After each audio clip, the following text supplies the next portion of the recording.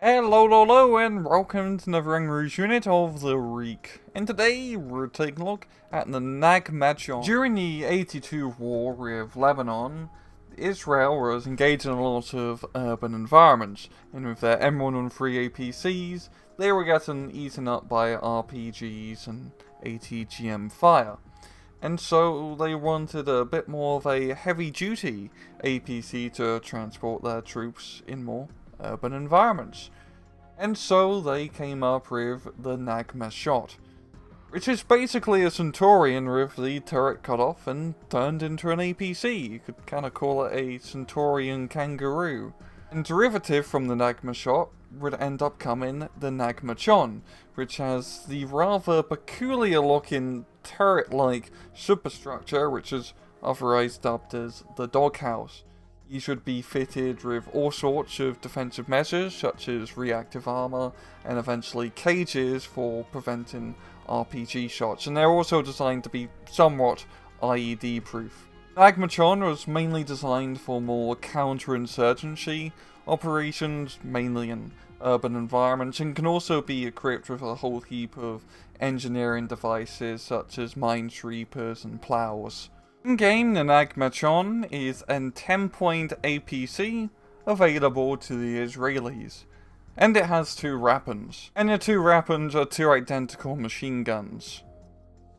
The machine guns, what do you want me to say? They shoot infantry. They're pretty decent. Well, not really, they're pretty mediocre. But they're machine guns. Up down to miscellaneous stats, it has 8 frontal armor, 5 at side, 4 at back, and 2 at top. It has a big size, poor optics, which is quite funny considering all the optical windows. Anyway, 45 kilometers an hour off-road, 110 kilometers on the road, poor stealth, and decent fuel autonomy of 450 kilometers an hour, and a type restricted to support mechanized and armored decks. In battle, the Nagmachon is a very unique looking APC with its mobile tower defense looking tall ass turret design. It's not a crazy amount of firepower, only two 7.62 machine guns, but that's better than only having one 7.62 machine gun. What really makes it stand out, is its armor, as 8 frontal armor for an APC is pretty damn thick.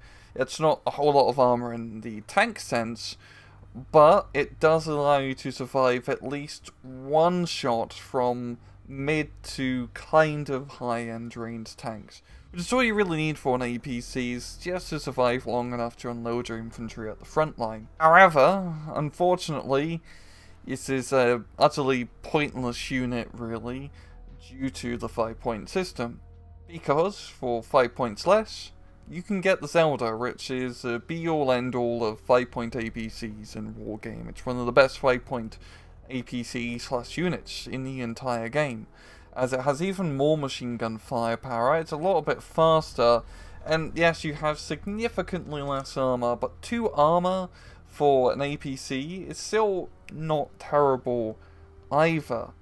And the problem with the Nagmachon is that it's pretty much 100% more expensive because of the 5-point system. Because if the Nagmachon was 5 points, it would be way too good. 8 frontal armor for 5 points is a bit ridiculous. But at 10 points, it's a bit too expensive. That's a 100% increase. That is way too much. You're just not going to invest in the bloody thing. Which is a shame, because it's a really cool looking unit. It's a very unique looking unit. It's something that other nations don't really have.